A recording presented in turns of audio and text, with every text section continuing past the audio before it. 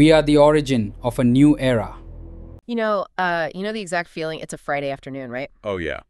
The worst time for anything to happen. Exactly. Let's say it's about 4:30.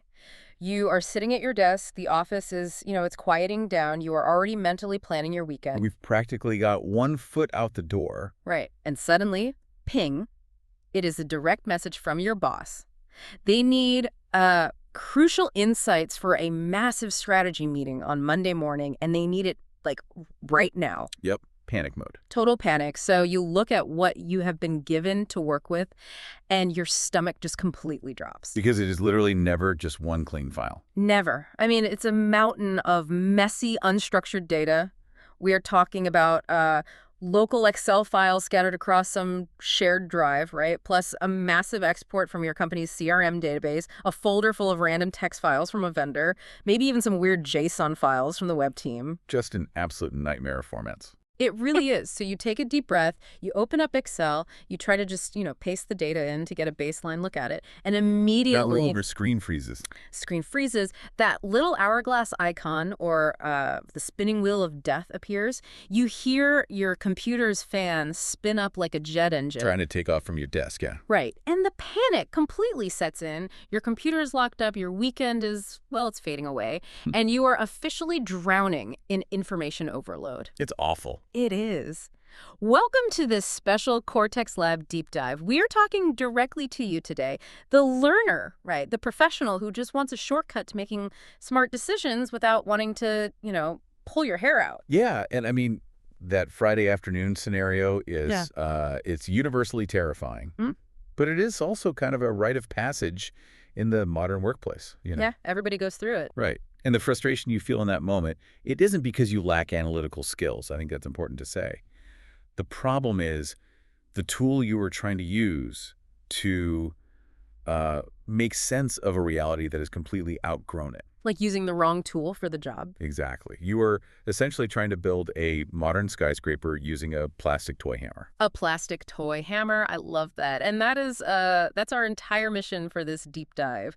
We want to rescue you from the lowly spreadsheet and turn you into a really confident data storyteller. Which is so needed right now. It really is. So to do that, we are looking at a stack of incredibly rich materials today. We have pulled from comprehensive mastery roadmaps, deep-level architectural guides, and some incredibly practical excerpts from Jack Hyman's book, Microsoft Power BI for Dummies. That's a great one, yeah. Highly recommend it. Yeah, it breaks it down so well. So we are going to extract 5 key lessons from the Power BI ecosystem that you can use to, completely re-engineer how you handle information. And it really is a profound shift in mindset. I mean, we are moving away from simply storing numbers in rows and columns to, well, actually architecting a single version of the truth for an entire organization. Single version of the truth. That sounds so intense. Yeah. It sounds like a lot of pressure. Well, Jack Hyman and the architectural guides, they all really hammer home one fundamental reality, which is that for any business to be successful today, the data they rely on must be clean, trusted, and free from errors. Right. If it isn't actionable, I mean, it's just noise. It's just noise taking up hard drive space. Let's start right there, actually, with the tools we use to manage that noise. To survive that Friday afternoon panic, we have to admit something that, it might sting a little bit for a lot of professionals. Yeah. Our old, reliable tools just will not cut it anymore. Yeah. This is key lesson number 1, the end of the spreadsheet era. Now, I have to be honest, I feel a strong urge to defend Excel here. Everyone does. I mean, it has been the absolute gold standard in business for decades. It is comfortable, it is ubiquitous, and it is literally running the global economy in the background. So why do I need to learn a massive, complex ecosystem like Power BI just to figure out what my numbers are doing? It's the most natural pushback in the world. I hear it all the time. Excel is a brilliant piece of software. Thank you. No, really. If you need to do, quick ad hoc analysis or build a financial model or run some localized math, it is unmatched. Right. But the consensus across the architectural guides is that Excel becomes a dinosaur the moment you step into the realm of modern data volumes. Ah, volume. Yeah, we are talking about big data now. An Excel sheet physically taps out at around, what, a little over 1 million rows? Yeah, like a 1,048,576 or something like that. Exactly. And that sounds like a lot, right? It sounds like a massive amount of data. It does, but a mid-sized retail company generates 1 million rows of transaction data in a couple of days. Wow, in just a couple of days. Yeah. So the moment you try to taste in, say, 2 years of historical sales data, You hit a brick wall, the software just stops. exactly, just gives up.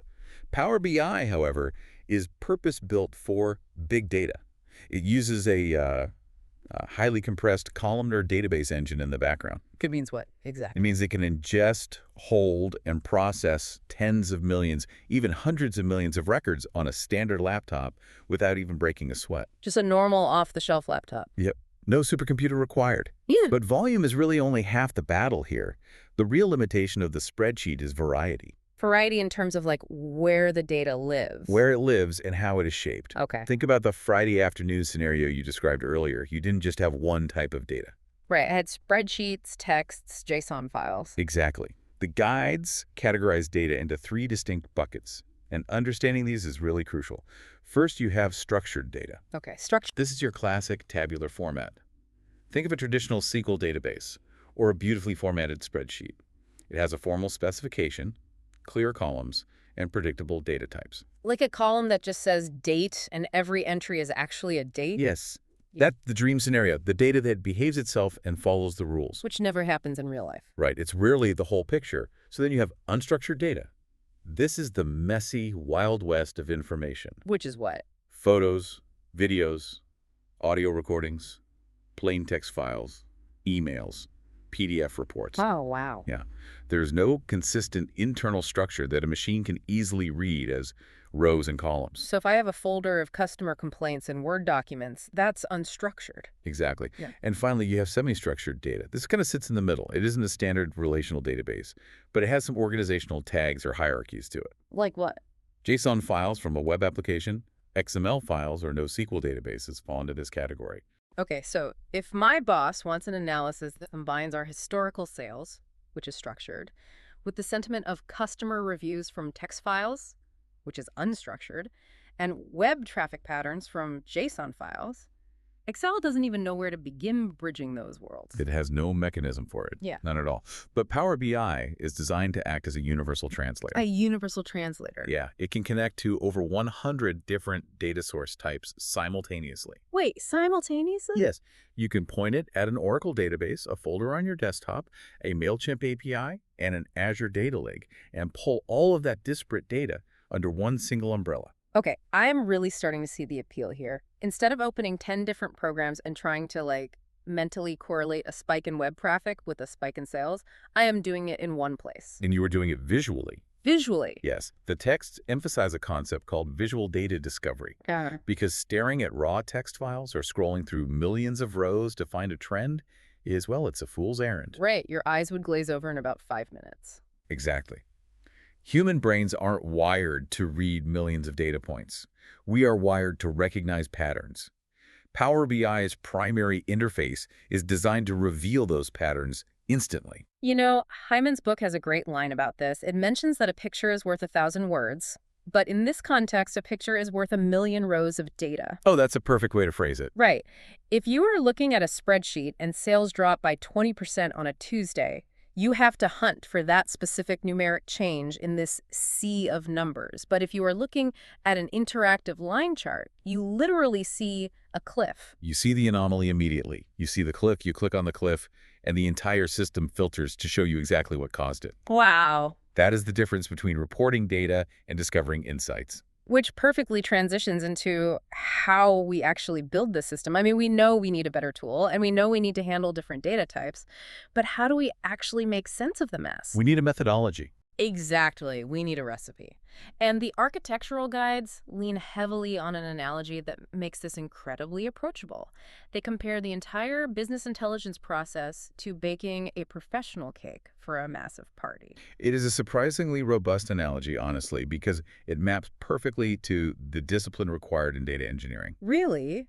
Data engineering and baking? Yeah. I mean, you can't just throw raw eggs, a bag of flour, and some sugar into an oven and expect a cake to come out. Well, maybe a terrible cake. A very crunchy, awful cake. Mm. There is a precise sequence of events. Right, so if we break down the cake, the first thing you need is your ingredients.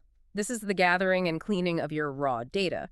You obviously cannot bake a great cake with spoiled milk or dirt in your flour. Definitely not. Then you need the recipe. This is your data model. The recipe ensures that all the different ingredients interact perfectly, that the chemical reactions happen in the right order.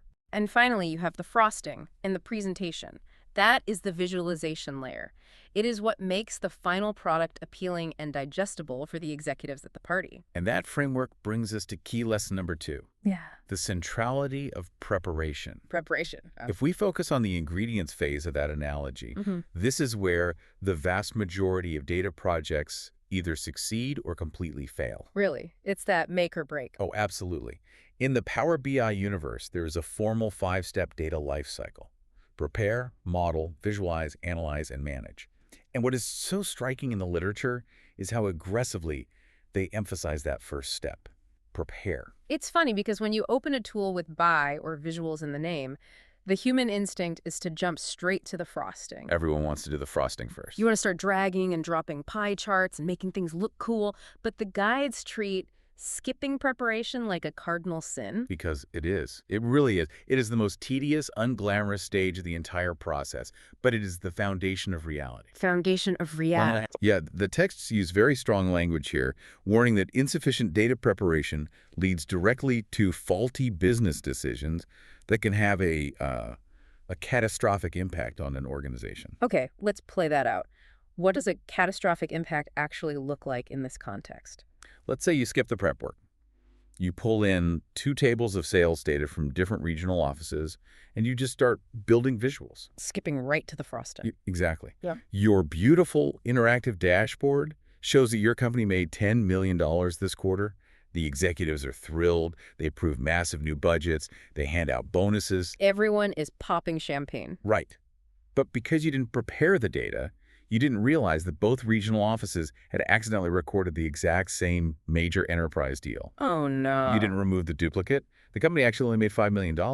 You just triggered a financial disaster based on a very pretty chart. Wow. So beautiful lie is still a lie. Yes, The visuals just made the lie easier to believe. that is exactly the danger. So how do we actually do this preparation safely? The sources introduce a specific tool inside Power BI called Power Query, and it relies on a coding language simply called M. Yes, M, just the letter M. Okay, so how does M work? Think of Power Query as the kitchen counter and the M language as your tireless sous chef. M is a data connection and transformation language. Transformation. Yes. It is what you use to connect to that messy real-world data and fundamentally alter its shape before it ever enters your analytical model. What kind of altering are we talking about? Give me a concrete example of what M is doing in the background. Sure. Let's go back to your Friday scenario. You get an export from your CRM, and whoever originally inputted the data was completely inconsistent. Standard issue, human error. Right. In the state column, some rows say New York, some say NY, some say NYOR with periods. Oh, I hate that. We all do. If you try to analyze that, Power BI will treat those as 3 completely different geographic locations. Your map will be broken. Because the machine doesn't have the context to know that NY and New York are the same thing. Precisely. It just reads the characters.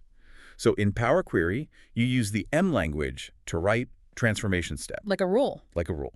You tell it, find any instance of Newark or New York and replace it with NY. Okay. You might also tell it to delete any rows where the customer name is blank, or split a single full name column into first name and last name columns. You are sifting the flour, removing the eggshells, and measuring the sugar. And the beauty of this, as I understand it from the guides, is that M records every single one of those steps like a macro. Yes, that's the best part. So next Friday, when my boss asks for the updated data, I don't have to manually do all that finding and replacing in Excel again. Nope. Power Query just runs the new data through the exact same car wash I already built. That is the absolute magic of the transformation layer. It automates the drudgery. I love the idea of automating drudgery. Who doesn't?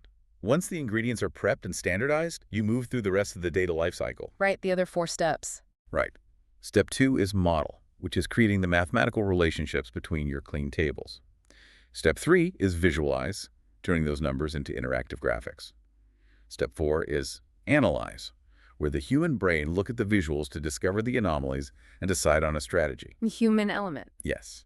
And finally, step 5 is manage, which involves maintaining the system, setting up automated data refreshes, and controlling security access. But none of those downstream steps matter if the data flowing through them isn't pristine. Okay, so the sous chef has done their job. The M language cleaned everything up. We have a set of perfectly reliable, trustworthy data tables. Yep. Now we have to actually build the structure of the cake. We have to take these isolated tables, make them talk to each other. This brings us to architecting the truth and moving into the modeling phase. This is the big stuff. I will admit, looking through the architectural guides, this is where the learning curve looks a bit steep. It is, it's the most critical intellectual asset you will build in this ecosystem. If your data model is an architectural blueprint, everything built on top of it relies on its structural integrity. Right. If the model is unnecessarily complex or logically flawed, your reports will be agonizingly slow, or worse, mathematically incorrect. And the guides spend a lot of time advocating for a very specific blueprint called a star schema. When I was reading about how it organizes data, I immediately pictured a solar system. Oh, that's an incredibly helpful way to visualize the mechanics of it. Walk through how you see that solar system operating. Well, a star schema requires you to put one primary table right in the center of the model. This is called the fact table. Correctly. So to me, that fact table is the sun. It has the most mass. It is the center of gravity. And the texts explain that this fact table holds the quantitative records, the hard numbers, sales amounts, transaction counts, inventory levels, timestamps. Yes. It is just a massive ledger of measurable events. That is exactly right. The fact table is the numerical heart of your business. But a ledger of numbers by itself is meaningless. How so? If a row just says $100 on October 4th, you have no idea why that matters. Right, which is where the planets come in. Bring on the planets. Orbiting around that central fact table are smaller tables called dimension tables. These hold all the qualitative descriptions, the context. So if the sun knows that $100 was spent, the surrounding planets tell you who spent it, where they were standing, and what color shirt they bought. Yes, exactly. You might have a customer dimension table containing names and email addresses, a geography dimension table containing cities and regions, a product dimension table containing SKUs and categories. And they all just circle around the transactions. They all orbit the central sales fact table. Structuring your data this way isn't just a stylistic choice, by the way. The architectural guides are adamant that it is the most highly optimized design for the Power BI engine. Why is it so optimized? It is clean, it prevents data duplication, and the software can read it with blinding speed. But for the system to work, the sun and the planets have to be connected, right? Yeah. In the software, you literally drag a line connecting a column in the dimension table to a column in the fact table. Right, you physically draw the relationship. And this introduces a concept called cardinality. Specifically, the texts say we must strive for many-to-one relationships. They write it out as M:1. Yep, M to 1. What exactly is cardinality, and why does getting it wrong cause the whole system to break down? Cardinality defines the nature of the relationship between two tables based on how many times a unique value appears. Let's stick with your solar system analogy. Okay. Gravity flows in a specific direction. In a many-to-one relationship, the one side is your dimension table, the planet. Take your customer table, for example. In a well-prepped customer table, John Doe should only exist on exactly one row. He has one unique customer ID. Right. If John Doe is listed 5 times in my customer directory, my data is dirty. He should only be there once. Correct. But look at the central fact table, the sun. The fact table logs every single transaction. John Doe might buy a coffee from your store every morning. So his specific customer ID will appear many times in the fact table. Yes. When you establish a many-to-one relationship, you are building a highly efficient, single-direction bridge. So when a user is looking at a dashboard and clicks a filter for John Doe, the system knows exactly how to travel down that bridge. Exactly. The engine starts at the one side. It finds John Doe once. Then it uses the relationship line to instantly filter the massive fact table, isolating only the many rows where his ID appears, and sums up the total. It happens in milliseconds. That makes a lot of sense. What happens if I mess that up? What if I have a many-to-many relationship? Oh, that's when things get ugly. If you have duplicate customer records on one side and multiple transactions on the other, you create a many-to-many relationship. And the engine doesn't like that. It hates it. The engine suddenly doesn't have a clear path. It has to hold multiple possible realities in its memory simultaneously to figure out which John Doe you mean. It has to guess. Yeah, and it creates a massive computational bottleneck. Good. The memory spikes, the CPU churns, and your report takes 10 seconds to load instead of half a second. And if the data set is large enough, It will simply run out of memory and crash. the wheel of death again. Exactly. The wheel of death returns. So getting the gravity right is non-negotiable. Now, once that star schema is locked in, the texts introduce something that might cause a bit of panic for a beginner. I think I know what's coming. Yeah. We already talked about M, the language we use in Power Query to prep the data. But now they introduce a second language, DAX, D-A-X, data analysis expressions. The infamous DAX. Are you telling me I have to learn two completely different coding languages to make this work? It's the most common point of friction for new learners. Absolutely.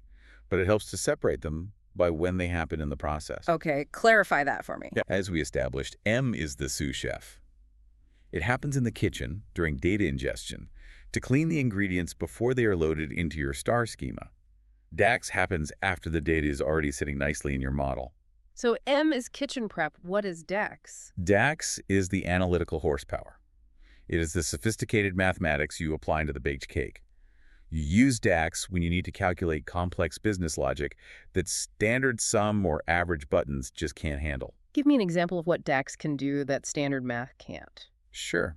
If you need to calculate a year-over-year rolling average that dynamically adjusts depending on which region a user clicks on a map, you write a DAX formula to do that. Okay, so DAX is the really smart calculator. Exactly. The texts break DAX down into three fundamental pillars to make it easier to digest: syntax, context, and functions. Syntax seems pretty straightforward. It's just the grammar rules, right? Where the commas go, how to use brackets to reference a table. Yes, syntax is the programmatic structure. If you miss a parenthesis, the code simply won't execute. It throws an error. Right. It is rigid, but it is easily learned. The true secret to mastering DAX, the thing that separates beginners from experts, is the second pillar, context. Context. The texts focus heavily on two types of context: row context and filter context. I want to spend some time here because this seems to be the core of how the engine thinks. Let's start with row context. Okay. Row context is exactly what it sounds like. It dictates that a formula should evaluate data one single row at a time. Like reading a list. Exactly. If you write a simple formula telling the system to multiply a price column by a quantity column to find total profit, row context means the engine goes to row number 1, does the math, stores the result, moves to row number 2, does the math, and iterates all the way to the bottom of the table. It literally reads the table like a human reading a book line by line. Precisely. But filter context is where the real magic of business intelligence happens. Okay, what makes filter context different?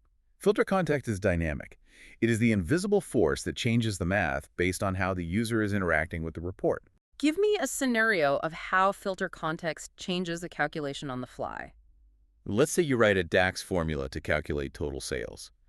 If you just put that formula on a blank page, the filter context is the entire database. It sums up everything your company's ever made. Right, the big number. But the moment you drag a visual onto the page, say a bar chart showing sales by year, the filter context changes. The engine mathematically partitions the data behind the scenes. Partitioning it how? For the 2023 bar in your chart, the filter context strictly limits the formula to only look at rows stamped with 2023. And if I click on a specific product category on a different chart, say electronics, the filter context narrows again. Yes. Now it's only evaluating rows that are 2023 and D electronics. It's layering the filters. Exactly. DAX formulas are constantly recalculating in real time based on the filter context applied by the user's clicks, slicers, and cross-highlighting. Understanding that your formulas operate in a fluid environment is the absolute key to writing accurate code. Wow. Okay. And the final pillar is functions, which are just the predefined commands like SEM, average, divide, or calculate, that you use to tell the context what to do. Right, those are your building blocks. So we have gathered our data with M, we have structured our star schema, we have written our DAX to perform complex math. The cake is baked, structured, and mathematically sound. Now we have to serve it. Which brings us to section 4, the kitchen versus the dining room, and key lesson number 4. I noticed the texts are incredibly pedantic about terminology here. Oh, they are militant about it. Yeah, people use the words report and dashboard interchangeably all the time in meetings, but the architecture guides insist they are entirely different things. They serve completely different operational functions, and confusing them leads to terrible user experiences. Okay, let's define them. Let's start with a report. A report is a highly detailed, multi-page, interactive exploration of a single underlying data set. It is where you put your slicers, your drill-down matrices, your granular trend lines. So a report is designed to answer the question, why is this happening? Yes, it is for analysts and managers who need to really explore the data. A dashboard, on the other hand, is an entirely different construct. How so? A dashboard, which is sometimes referred to as a canvas in the documentation, is strictly a single-page snapshot. It does not have multiple pages. It does not have complex drill downs. So what is actually on it? Highlights. A dashboard aggregates individual visual elements called tiles for multiple different reports. Okay, so I'm picking and choosing the best parts. Exactly. You might pin a high-level revenue tile from the finance report, a server uptime tile from the IT report, and a customer satisfaction gauge from the marketing report, all onto one single canvas. Ah, so a dashboard is designed to answer what is happening right now across the entire company at a glance. Exactly. It is for the CEO, who has exactly 3 minutes to check the health of the business before a board meeting. They don't have time to slice and dice. Right. If they look at the dashboard and see the marketing gauges in the red, they click on that specific tile, and the system automatically drops them down into the underlying marketing report so they can investigate the why. Okay, I totally understand the output now. Let's go back to our Friday scenario. The fateful Friday. Fateful Friday. I have built an amazing report on my laptop. I want my boss and the entire executive team to see it. There is a button right on the top ribbon of the software that says Publish to Web. Oh boy. That sounds incredibly convenient. I click that, it generates a link, I email it to the team, and I go enjoy my weekend. That button is perhaps the single most dangerous feature for a beginner. Dangerous? Why? The architectural guides issue a massive warning about exactly what you just described. But it gets the data off my computer and onto the internet for my team. Because publish to web means exactly what it says. It publishes your data to the public global internet. Wait, what do you mean by public? The documentation explicitly states that this feature offers limited security, which is a polite way of saying it offers zero security. Wait. Are you saying that if I use that link to share our internal Q3 financial projections, there is no password protection? None. Zero. You're kidding. I wish I was. Anyone in the world with an internet connection who gets their hands on that URL or gets indexed by a search engine can interact with your data. My competitors could literally read my internal financials. You could filter it, play with it, export it. It is a feature designed for, like, journalists publishing data journalism on public news sites, or public health organizations sharing statistics. It is absolutely not for corporate data. No. Using it for sensitive information is a career-ending mistake. Okay, duly noted. Do not click Publish to Web. So how do I share it securely without ending my career? To do that, you have to understand the fundamental divide in the Power BI ecosystem. There are two entirely separate environments: Power BI Desktop and Power BI Services. Let's use our analogy. Desktop is the kitchen, services is the dining room. Yes. Power BI Desktop is a free application you download to your local machine. It is the authoring tool. This is your kitchen. Where things get messy. Very messy. This is where all the heavy lifting happens. The M coding, the data modeling, the DAX writing. It's a highly technical workspace. You don't invite your dinner guests into the kitchen to watch you chop onions. No, you want to serve them in a clean, curated environment. The dining room. Which is Power BI Services. Services is a cloud-based portal hosted by Microsoft. Once your report is perfectly baked in the desktop application, you securely publish it up into the services environment. And services is locked down. Yes, services is where enterprise governance happens. It is where you set up row-level security so the East Coast manager can only see East Coast data. It is where you schedule automated refreshes. That's where you put the password on it. Exactly. And crucially, services is the only place you can create those high-level dashboards we just talked about. You cannot build a dashboard in the desktop kitchen. Okay, that makes sense. The kitchen is free, local, and messy. The dining room is cloud-based, secure, and clean. But there is a catch here, isn't there? The dining room isn't free. No, it is not. The guides outline the licensing constraints very clearly. Microsoft gives away the desktop authoring tool, for free to get you into the ecosystem. Get you hooked. Right. But the moment you want to collaborate, share a report securely with a colleague, or build a dashboard in the cloud, you cross a paywall. And who pays? Both the person sharing the data and the person viewing the data must have a paid Power BI Pro or premium license. You simply cannot run a secure enterprise intelligence operation on the free tier. You have to pay the maitre d' to access the dining room. Got it. So my company pays for the licenses. I do the right thing. I publish securely to services. I build a beautiful dashboard for the executives. The CEO logs in on Monday morning, clicks the link, and it takes 30 seconds to render the visual. Oh, that's painful. It is agonizingly slow. The system is lagging. What did I do wrong? Which brings us to Section 5, the KISS principle for performance, and key lesson number 5. I'm going to push back again here. Up for. If this system is an enterprise-grade, columnar database engine designed for big data, why is it choking on my dashboard? Isn't the whole point of business intelligence to gather as much data as possible? Shouldn't I just pull every single column from the CRM into my model just in case someone wants to ask a question about it later? It is the most common trap analysts fall into. They want to be prepared for any possible question, so they ingest everything. Right. More data is better. But the architectural guides are unambiguous about this. Yeah. The more the merrier is false here. Throwing every available piece of data into your model is a recipe for catastrophic performance degradation. Why? If I'm not putting a column on a visual chart, why does it slow the system down? Because of how the engine manages memory.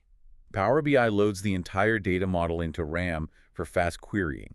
If your CRM exports a table with 100 columns, including things like customer middle initial, fax number, and secondary shipping address, and your report only actually uses 10 of those columns to build its charts, you are still forcing the engine to compress, store, and carry the weight of those 90 useless columns in its memory. It's like trying to run a marathon while wearing a backpack full of bricks just in case you need to build a wall at the finish line. That is a brilliant way to put it. Exactly. It exhausts the system resources.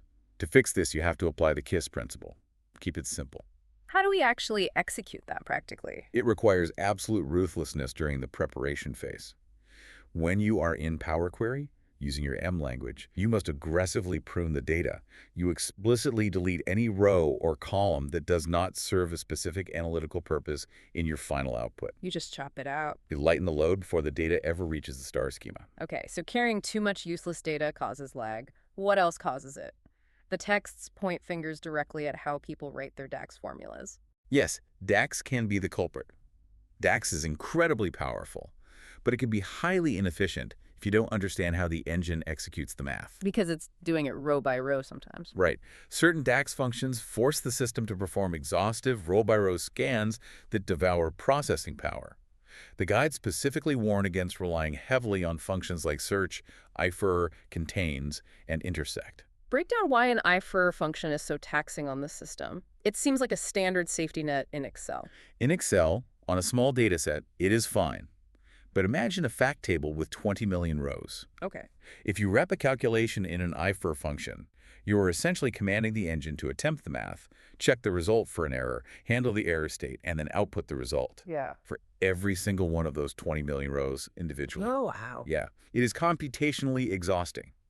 There are usually much more elegant ways to handle potential errors like checking if a denominator is 0 before attempting division that don't require brute force scanning. So if I am a learner and I have built my star schema and I have written a bunch of DAX, how do I know if I have violated the KISS principle? How do I know if my code is bloated before I publish it to the boss? That's a great question. The sources highly recommend integrating a tool called the Best Practices Analyzer, or BPA. BPA, what does it do? It is an external utility that scans your entire data model. It evaluates your cardinality, it checks your memory footprint to see which columns are taking up the most space, and it flags inefficient DAX functions. That's amazing. It really is. Yeah. It acts as an automated performance coach, telling you exactly where your model is struggling and suggesting the specific structural fixes required to keep your reports lightning fast. That is incredibly practical. We have covered a massive amount of ground today. We started with the sheer terror of a freezing spreadsheet. We learned how to prep our ingredients with the M language. We architected a star schema solar system. We separated our messy desktop kitchen from our secure services dining room. And we learned to keep it simple to ensure peak performance. It's quite a journey. It really is. But as always, on this Cortex Lab deep dive, we do not just want to give you theory. We want to leave you, the listener, with one clear, actionable insight. Something you can do today. Exactly. Something specific you can do today, right after you finish listening, to immediately elevate your workflow. Based on the absolute consensus of the architectural guys and Jack Hyman's text, your single clear action today is to change how you generate new data points. Okay, what's the change? When you're writing DAX, you must immediately begin using DAX variables to streamline your logic, and you must strongly prefer creating explicit measures rather than creating calculated columns. Let's unpack the mechanics of that. Why are calculated columns the enemy, and why are measures the savior? It comes back to the physical weight of the data we just talked about. When you write DAX to create a calculated column, you are instructing the engine to compute a result row by row and then physically store that result inside the table. So it's adding mass. Right. If your table has 5 million rows, you just permanently added 5 million new data points to your file size. You are bloating the memory footprint we just spent time trying to prune. And a measure avoids that. Completely. An explicit measure is a lightweight virtual calculation. Virtual. Yes. It does not store any physical data in your tables. It only exists as logic. It executes its math strictly on the fly, right at the moment a user interacts with the visual, utilizing the filter context we discussed earlier. It takes up no space. Virtually zero space in your model. By relying on measures and organizing the internal logic of those measures, using DAX variables to prevent the engine from repeating the same sub-calculations, you ensure your model remains lean, elegant, and incredibly fast. Virtual calculations that only exist when they are needed. It is the ultimate manifestation of keeping it simple. Now, before we sign off, I want to leave you with a provocative thought about where all of this is heading. Let's hear it. Everything we have unpacked today, writing M code, dragging relationships in a star schema, optimizing DAX requires you to do the heavy intellectual lifting. But the guides offer a glimpse into the near future, cognitive analytics. Well, this is fascinating stuff. It is. This is where the paradigm shifts from descriptive to prescriptive. Cognitive analytics refers to the integration of machine learning engines natively within the Power BI ecosystem. The system doesn't just hold your data, it begins to build a knowledge bank. Right. The texts describe the system as actively learning the behaviors hidden in your data models. It starts identifying anomalies and trends automatically without you having to write a DAX formula to find them. It's doing the discovery for you. So my question for you to ponder is this. Once you have mastered the data lifecycle, once your data is perfectly clean and your star schema is perfectly optimized, what happens to your daily role when the machine starts independently predicting your business's future before the executives even ask the question? When your dashboard is no longer just reporting on what happened yesterday, but actively prescribing exactly what your company must do tomorrow to survive? It is a profound transition. You evolve from being a mechanic who builds reports into a strategic orchestrator who guides the business. It really is the ultimate upgrade. Well, thank you for joining us on this beginner-friendly Cortex Lab deep dive. We hope we have demystified the architecture of business intelligence for you today. Keep exploring, keep learning the logic behind the tools, and remember, the data is there to serve your story. Don't ever let messy spreadsheets or a spinning wheel of death ruin your Friday afternoon again. Until next time. What if ancient wisdom met what if Sigiriya and the pyramids shared the same sky as a galaxy? That's Cortex Lab.